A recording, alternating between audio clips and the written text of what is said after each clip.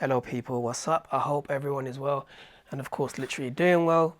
This is going to be a spoiler for the Falcon and the Winter Soldier episode 6 and for Invincible episode 7. If you have not basically watched this, if you haven't watched both episodes, which I really recommend you because they're both dope, please go and watch and then come back and listen to my North African Marvel, the Falcon and the Winter Soldier Invincible voice. And the funny thing is I was actually recording this on camera and then my battery died out, and because I'm fasting and I don't have any really energy to record and stuff, like I was like, you know what, I'm gonna make this basically as a podcast because I can just, all I gotta do is just record my voice, put a little image for Instagram, for IGTV, Instagram and YouTube, and I'm literally good to go. As long as my value in words come out, I'm literally all good to go. So before we get into the Falcon and the Winter Soldier, and I think this will be a very long audio file, I just wanted to go into the essence of race and culture,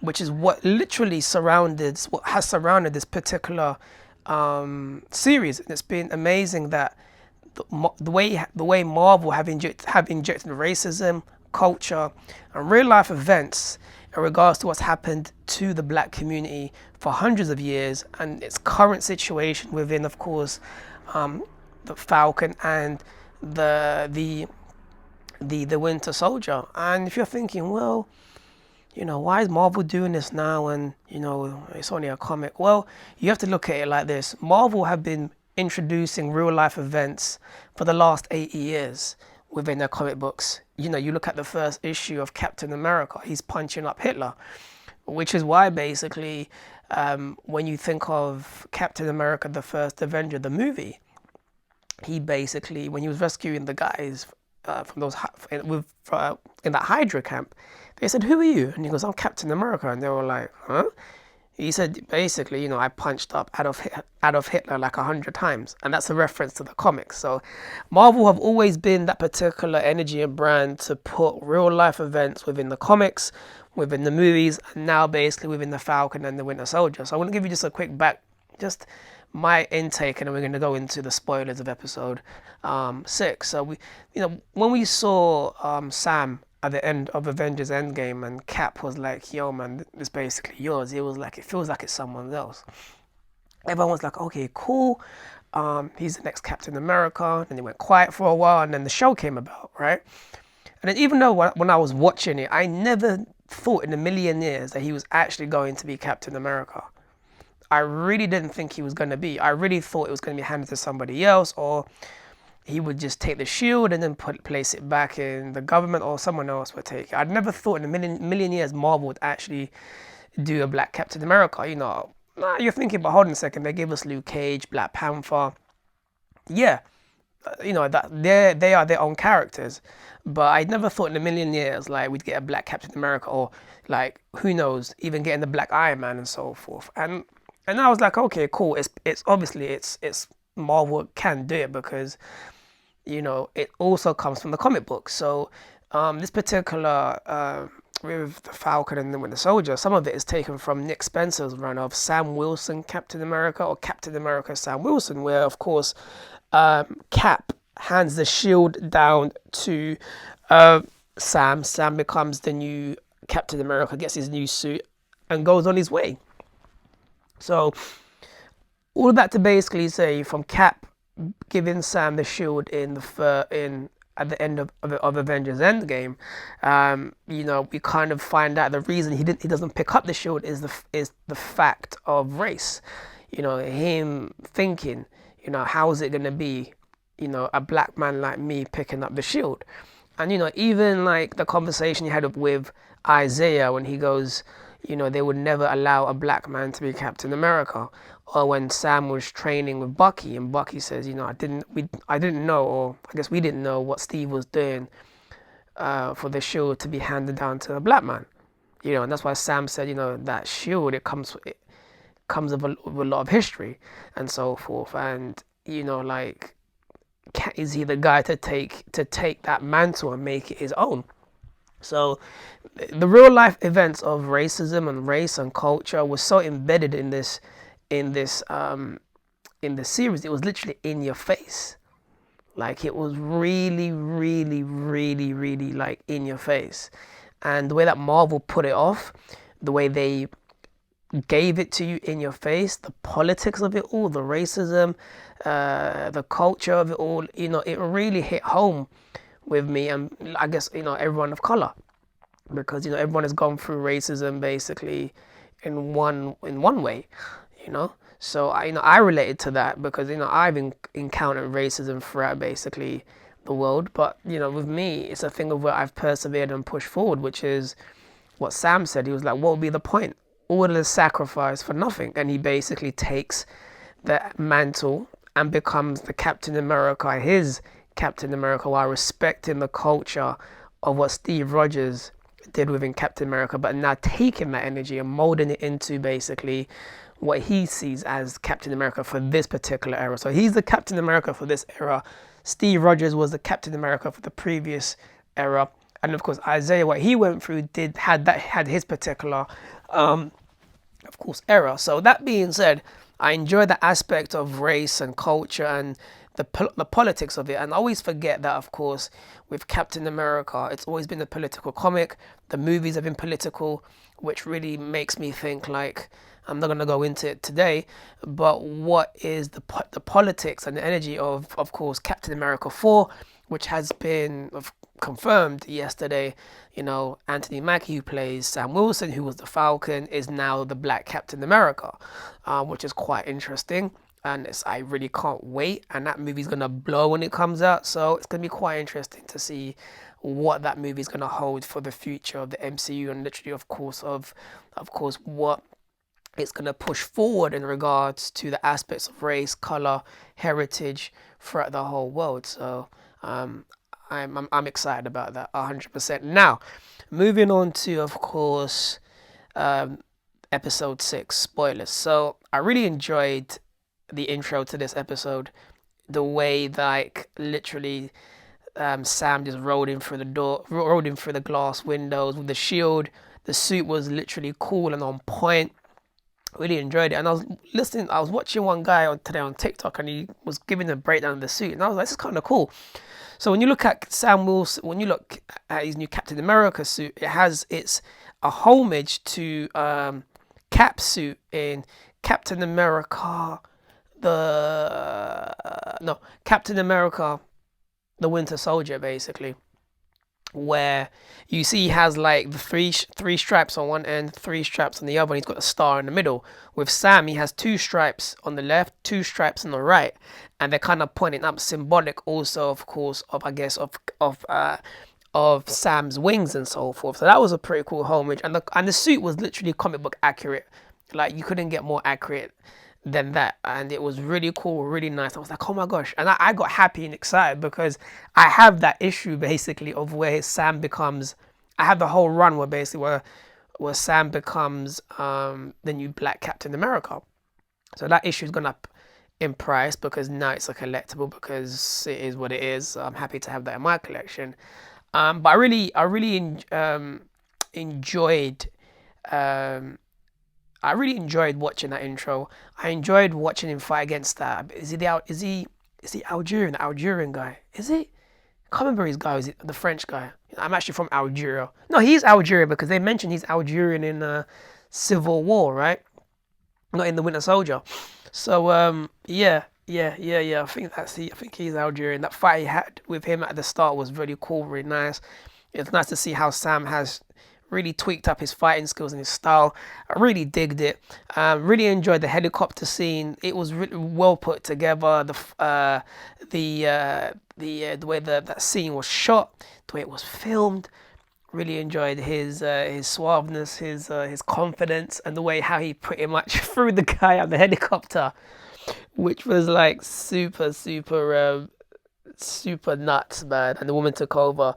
That scene was literally of course amazing. And of course that scene of where he rescues the guy from the helicopter, and he basically, I think the helicopter's about to hit them, and he uses like the wings to cover the guy so they're both protected on the bridge.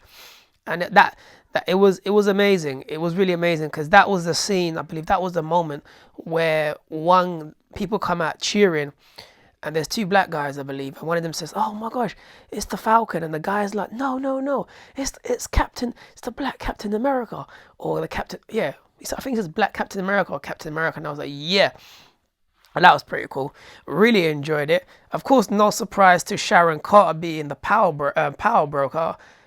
Like everyone was like, "Yeah, we kind of sussed it out, Marvel." That was a bit of an easy one to suss out, and it was quite interesting with her character because she's doing what she's doing on the side, but she also cares for Bucky and Sam because there was no there wasn't any moments where she actually wanted to kill Sam or Bucky, which is quite interesting. So she has that rapport with them. She obviously still is cool with them, but she probably has beef with the government, I guess, for exiling her and so forth. So what's she gonna do? Who knows? I guess we're gonna find that in Captain America 4. But I really enjoyed her character. She kind of reminded me of Black Widow, really playing that double agent, which is pretty cool. So I liked her bit in there. Carly, you know what? I actually liked Carly eventually. At the start, I was like, what's she talking? What's she doing? But then, like, why is she killing people? Why is she doing this? But then, like, people thinking she was the villain. But I was like, she's pretty much like, it's like Professor Xavier and Magneto. They're both fighting for the same cause, but they're both on different spectrums, which is quite interesting. So I kind of found her on that particular level. When she died, I was like, oh man, because it was like, it was pretty emotional. I did like her character. I wish she survived. But in the comics and the movies and the TV shows, nobody stays dead apart from, of course, Uncle Ben and Gwen Stacy. So she can come back somehow. And that scene was that fight scene was amazing when Sam's fighting Carly, and she's like, fight me. He's like, nah, I'm not fighting you. And that really pays homage to Captain America's the Winter Soldier when he goes up against Bucky, and he's like, I'm not gonna fight you, you're my friend. And I was like, oh my gosh, so emotional. So that was a pretty cool Easter egg. Really enjoyed that. What else? That speech that Sam gave, literally about, when he's speaking to the bank, speaking to the government, to the senators, and he basically says like, he goes, I know how people see me when I pick the shield up, because of him being black, him being the Black Captain America. I ain't got no super soldier serum. I haven't got the blonde hair and blue eyes. I was like, wow, but I'm here to do what's right.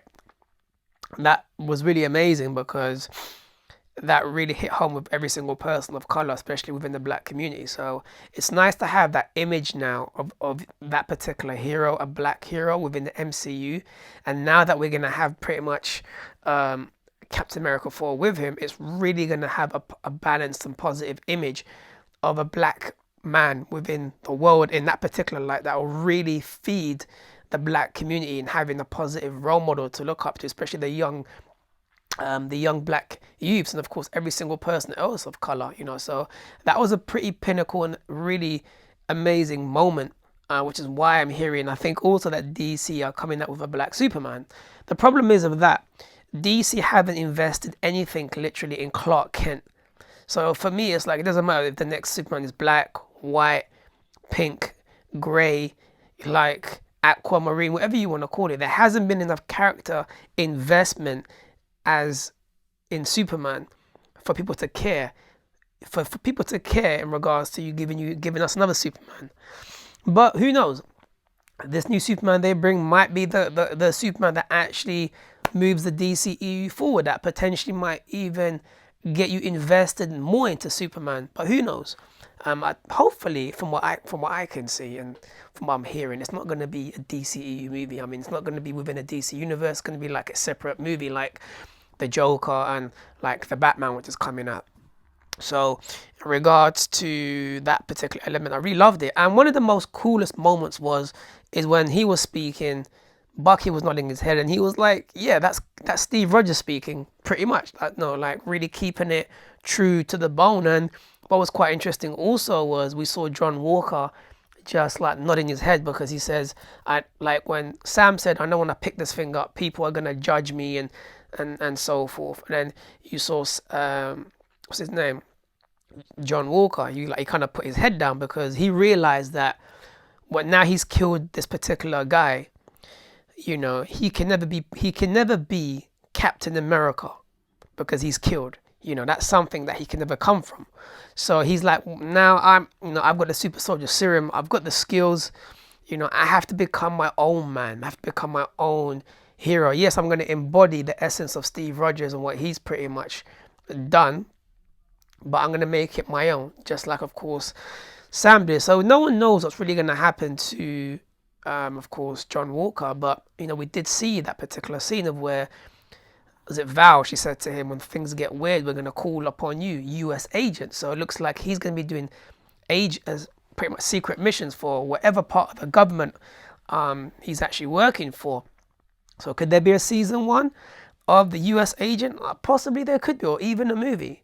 The Captain America energy will never die. It makes too much money for Marvel for it to die. But is he good? Is he bad?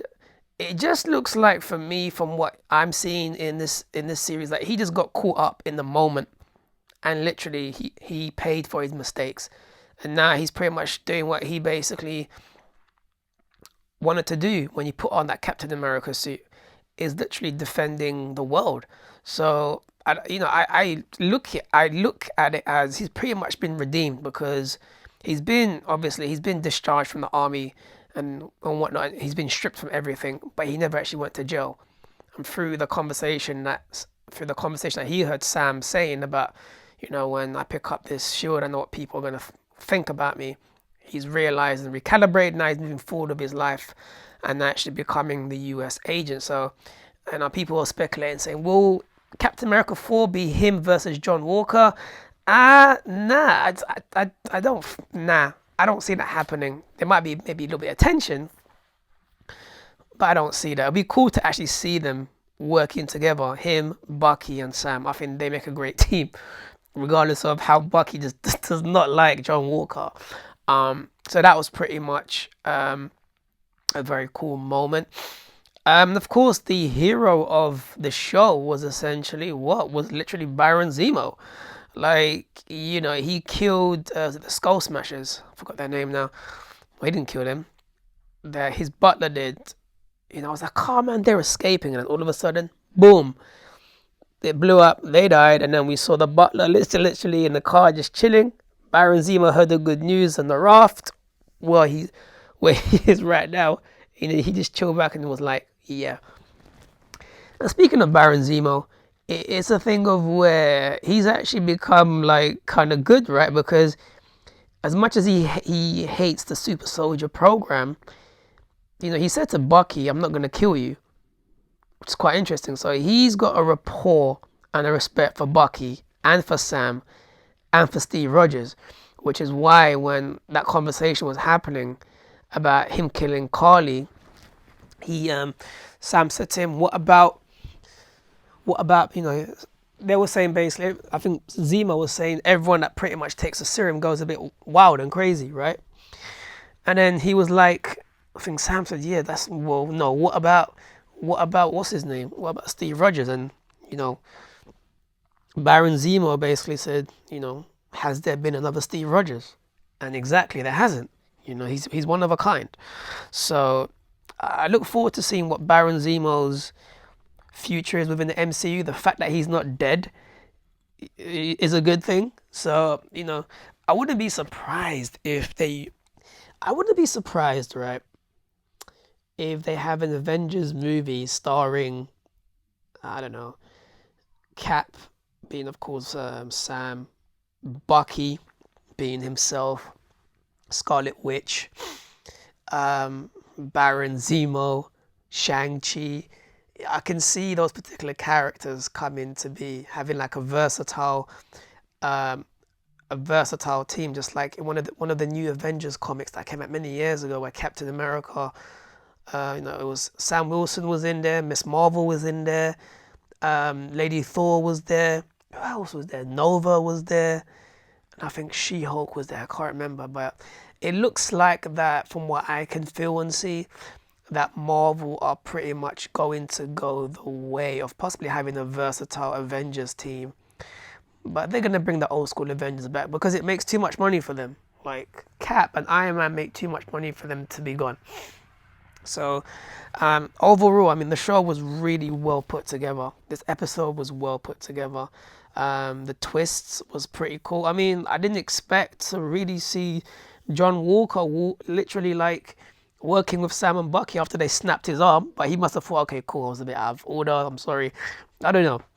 And to actually see Bucky become more human, to see Bucky leaving the Winter Soldier program was actually amazing because, you know, Sam was like, if you wanna, Sam was like, Tim, are you still getting the nightmares? And he was like, yeah. And he was like, you're running away from the problem because you have to make amends. And he did. He went to that guy and told him basically that he was one that killed his son. He told everyone everything. And when he did that, he actually set himself free. So now he's actually free of the Winter Soldier program. I mean, of course, he went through the deprogramming in Wakanda. And then, you know, he basically had to go through the element, of course, of he was going through, he was having nightmares and so forth, right? So, you know, when he actually made amends and crossed the names off that book, what really happened was he allowed his mind to be free. And now, who knows what the future holds for Sergeant Barnes. And that was pretty cool to actually hear someone call him Sergeant Barnes. That's pretty cool because I haven't heard that in ever, or for a very long time. It was quite interesting when he rescued those people and one of the guys thanked him. He was like, oh, thank you for saving me. Thank you. Bucky was like, huh? Like, I think that's the first time ever, like, someone has ever basically thanked him. And it must have been very emotional for him because when he was programmed as the Winter Soldier, he was killing people. And he was resented and hated, especially in Civil War, when everyone thought he was the guy that killed T'Challa's dad. So for him to experience that empathy and love was amazing. And of course now he's got a thing for Sam's sister Sarah. That's pretty cool. So it looks like Bucky might have a nice life after all, but I think he also will be back. And I guess the movie might be called The Falcon and the White Wolf. No, sorry, Captain America and the White Wolf, because the Winter Soldier now is completely dead in regards to, and he would never be called the Winter Soldier ever again, or from that particular name, because it's done. So it was a very cool episode. I really digged it.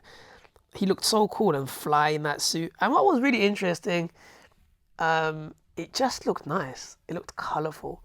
And to see a black man holding that shield and picking up that shield and really pushing the mantle forward was amazing.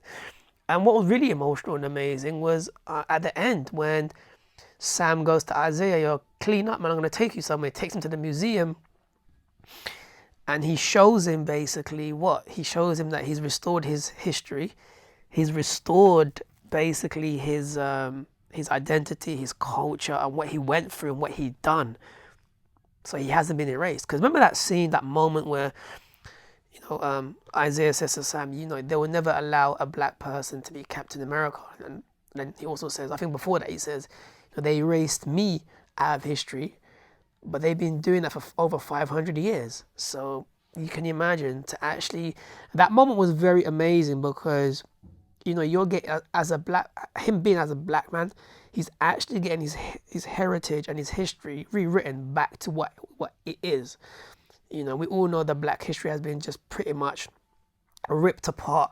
And literally, of course, it's been destroyed. So that moment was very emotional for every single black person across the whole world because they felt it, you know, because their history has been ripped away. And to see that, it was like, you know, it was nice to see that because it's the image of it and the energy of it. It's very balanced and positive. So it was very emotional for me to watch. I was like, man, this is very emotional. So, you know, the way the politics were in this were more intense and heavier than any of the previous Captain America movies, period. And they really hit it home, man. So I really digged it. I think it was well put together. Am I forgetting anything? Literally else? Yeah, of course, Sharon Carter. Did I speak about Sharon Carter at the beginning? I'm not too sure that I literally Um, we find that she's a power broker, which I think I spoke upon that. Everyone was like, yeah, okay, cool, Marvel. We're not really surprised about that.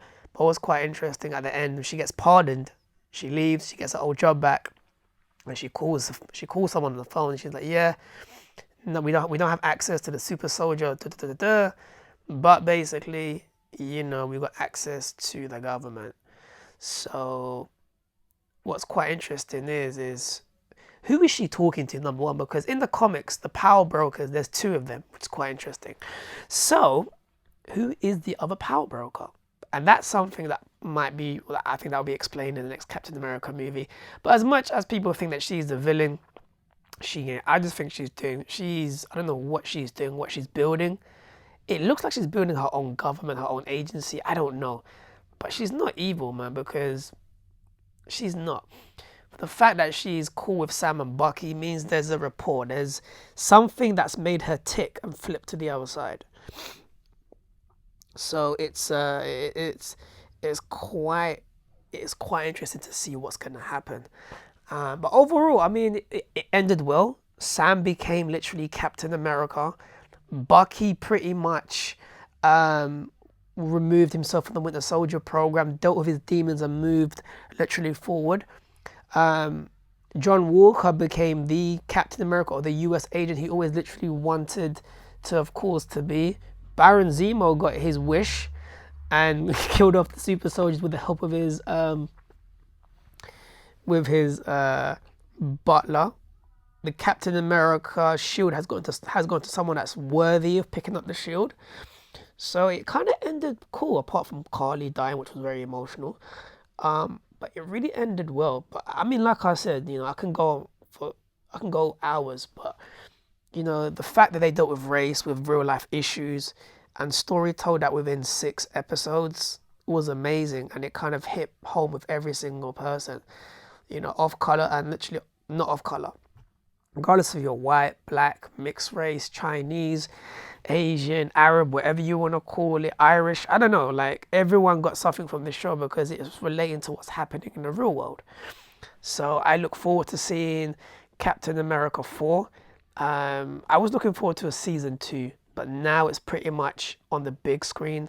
That story's going to unfold even longer. And it's quite interesting how Marvel have taken the story from Captain America, the first Avenger, and continued that story 11 years later in the Falcon and the Winter Soldier, or as it's called, the Captain America and the Winter Soldier.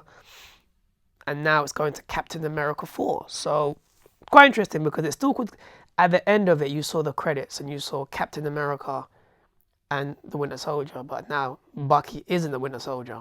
So what does that mean? Does that mean it's going to be a season 2 before the movie comes out? That could actually happen too. And then Captain America 4 is pretty much it's the introducing of the White Wolf, and it could be called Captain America and the White Wolf.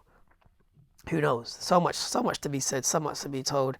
Everyone was thinking like Captain America 4 was going to be Steve Rogers going back in time and literally putting the Infinity Stones back to where they were supposed to be in time and having his own adventure there. But Marvel can still do that because there's a story to be told, just like with Black Widow.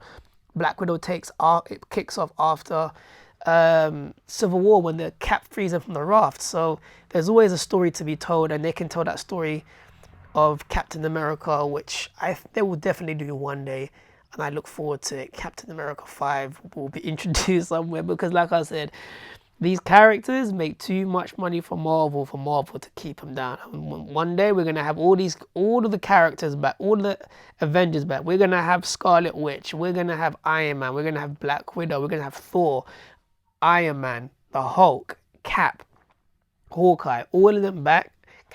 And now Marvel are gonna make literally $6 billion instead of $3 billion, which they made within Avengers Endgame. But that being said, the show was amazing. It was dope. It was intense. It was emotional. It covered so much real life topics that everyone could relate to, and it was amazing in that essence. So if you liked it or disliked it, it's totally up to you.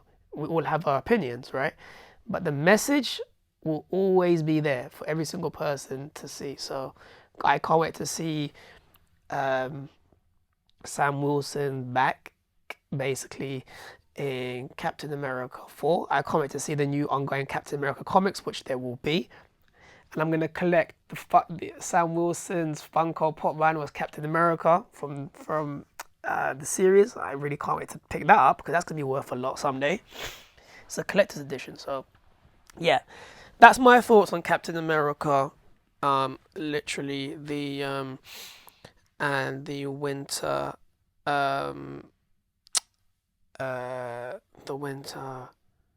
Soldier. So that being said, I was gonna actually do Invincible, but I'm gonna do that as a separate audio note because I forgot I actually created a playlist on my IGTV. So I'm doing like spoiler reviews. Spoilers are basically of all of the Marvel TV shows. My next one is Loki, and I look forward to doing that. So that being said, if you've listened to this so far, what were your thoughts on Captain America? The Falcon and the Winter Soldier series, and what did you think of episode 6? Drop your comments down below. Click like, follow, share, subscribe, all that good stuff, and I'll catch all of you literally in a bit with another audio podcast. Peace out, and thank you for listening. Much appreciated.